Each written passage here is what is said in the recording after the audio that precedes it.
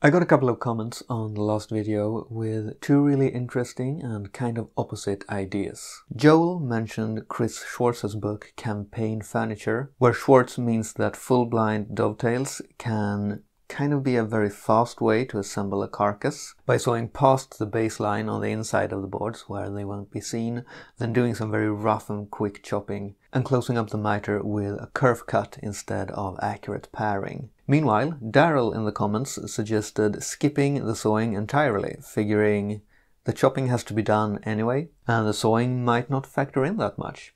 So I want to give these suggestions a spin and see if we can find a speedrun strat for full-blind dovetails. Now, I want to be clear, this is not to see who was right or anything like that, okay? There are always going to be many different and just as valid ways to cut a joint, and sharing knowledge and ideas is such a valuable thing we can use this platform that is YouTube for. So please don't see this as a contest. It would be a very flawed one anyway. It's just a little bit of entertainment and hopefully some sort of educational value might come out of it. I just want to test a couple of great ideas and interact a little bit with you guys in the comments, pick up some of your thoughts and have a little bit of fun with it. So please keep sharing your thoughts in the comments. They are hugely appreciated, both by me and many others, I am sure. With that said, here I've got 8 pieces of wood squared up and with the little rebate cut, and I have marked the pin boards as well, so they are ready to start cutting. 8 boards to make 4 corners, obviously. The first one is going to be a control sample. I will cut that using the method that I settled on in the previous video. Then I'm gonna make 1 corner with the sawing method, let's call it that, and 1 corner with the chopping method. To make for an even comparison between these two, I'm going to be kerf cutting the miter on both of those. But then I also want to test the chopping method and paring the miter on the jig and compare that against my original method. Then we'll have a look at the results and compare the times and see which one is fastest, which one gives the best results. Just compare the pros and cons and yeah, that's the plan. Let's go. Starting with the control, this is done just like on the tool wall frames, which is basically the method I usually use for half-blind dovetails, but doing pins first, since both parts have a lap in the case of full blinds, and that makes it very hard to transfer the shapes onto the end grain. If you do pins first, that transfers to the face of the tailboard, which is much more accessible with a knife. And yeah, there's a lot of chopping and chisel cleanup here. So that bodes well for the alternative methods. If we can speed up this step or skip the sawing and get straight to the chopping, I started to feel like that could be huge.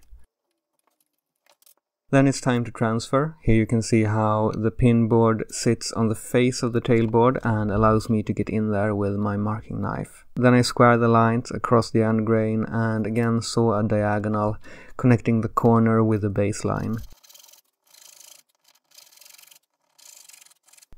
There's less chopping to do here, just that little pin socket, but still takes a bit of time to clean it out properly.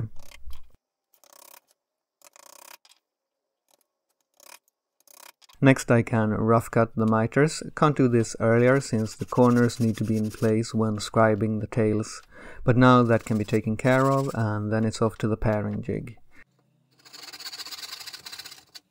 This again is a fairly time-consuming step, leaving me hopeful for the kerf cutting approach I would be taking on the next 2 joints. But it is very satisfying to peel off the end grain like this, and it leaves a very sharp and clean miter.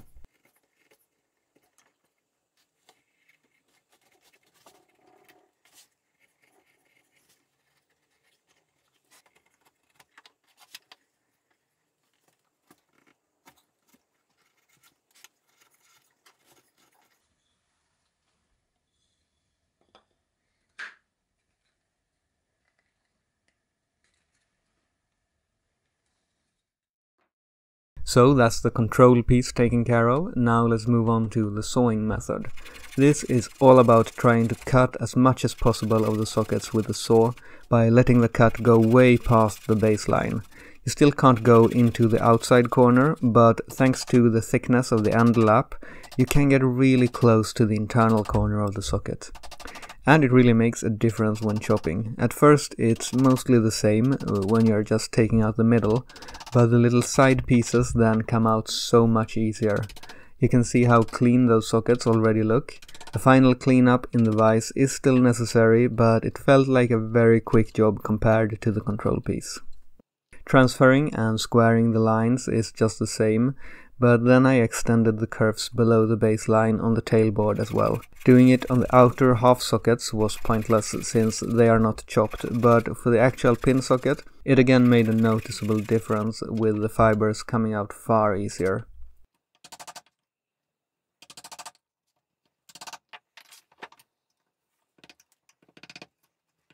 Then the corners are sawn off, and I had to roughly cut away the inside of the end lap to get the parts to come together for kerf cutting the miter. This is a technique that can be used when a joint doesn't close up, but this was the first time I tried it on purpose as an integral part of the process.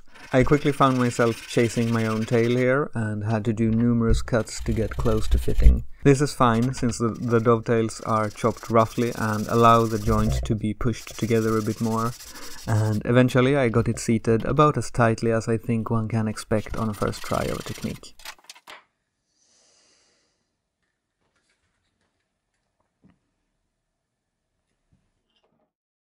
Next up, the chopping method, and chopping is the first step here. Again, there is no difference in removing the middle chunk of the sockets, and skipping the sawing definitely gives a head start. When moving on to the cleanup, there's a bit more work to be done though. Not having the saw cut to define the pins means one needs to be more careful here, but of course overshooting the line a little is not a problem since this piece will be the pattern for the tailboard. It did feel like I spent a bit more time here than in the same stage of the control piece.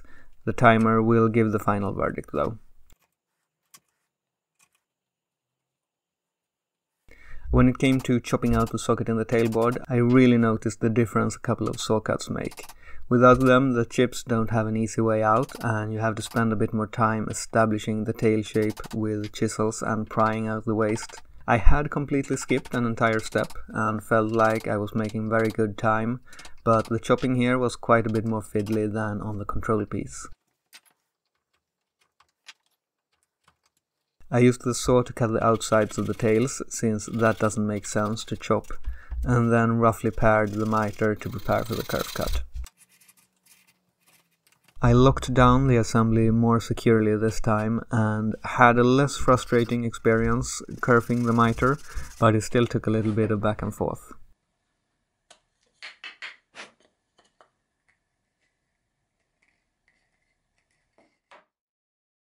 And finally, the fourth corner, which is mostly the same chopping method, but with a miter done on the paring jig instead.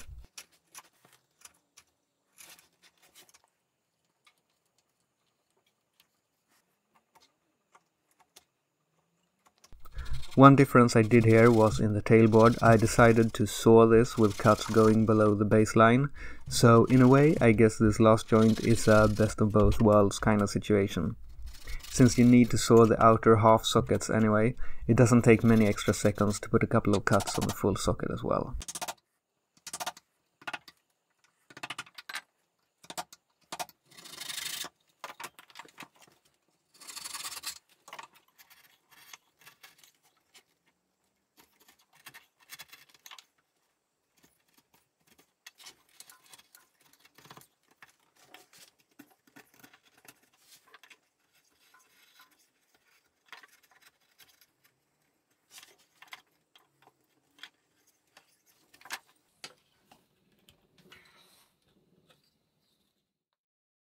Alright then, that is all the joints done. Some initial thoughts. I'm not fond of the kerf cutting technique.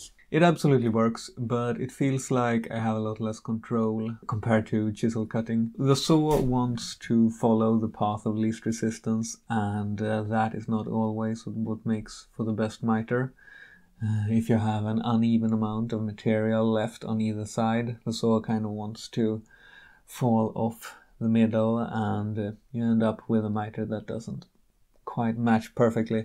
And by its nature, the saw leaves a fuzzier surface, so it just doesn't close up as neatly. Here's one of these curve cut joints, and if we open it up, there's another problem visible here, which is 100% user error and avoidable, but it's very easy to accidentally nick the side of this tail here, and that is a very important glue surface that now is completely severed, and if this was a real piece of furniture that is subject to stress, then that would be very likely to break. So again, completely avoidable. It's just because I nicked it, but it's very easy to accidentally do that, I feel. You know, when that tail is nicked, you can't fix that. This part is scrap. As for the dovetails themselves, either method works absolutely fine. Sawing past the baseline makes the chopping significantly easier, and skipping the sawing makes the chopping a little bit more difficult, but then it skips an entire step. I will say though, I think the fit is a little bit better in the control piece. That's this one. It has a little bit less movement than, well, some of these are very sloppy. Kind of obvious since I was going for speed and not accuracy with the others, but still I think that's worth mentioning. Going a bit slower and not aiming for records, it makes for tighter joints. I know that's not a genius level observation, but I still feel like, for me, that's an important takeaway from this. So finally, the times. The control piece clocked in at 19 minutes and 12 seconds. The sawing method, that's this one with the curves visible here on the inside. This took 15 minutes and 50 seconds. That's a pretty good improvement, right? And I think that number is a little bit inflated as well, because I struggled a bit with the curve cutting of the miter, and if I hadn't been so clumsy there, I honestly think I could have made it below the 15-minute mark. But yeah, 15 minutes and 50 seconds. The chopping method with the curve cut miter landed at 16 minutes and 17 seconds. So that's still 3 minutes faster than the control, and not very far behind the curve cut one. And, you know, I'm just making one of each here. That's not very scientific. So I think the difference between 15 minutes 50 and 16 minutes 17, it's kind of negligible. These two methods are basically just as fast. The standout time, in my opinion, though, is the chopping method with chisel cut miter. This landed at 16 minutes and 32 seconds. So that's not much slower than the curve cut one at all. And it's actually possible to shave a bit of time off the process without compromising the quality of the visible miter. So yeah, that's my thoughts on that. Again, I want to thank Joel and Daryl in the comments for suggesting these methods. And of course everyone else who are making the comment section such a nice place. And thank you for watching. I'll see you next time.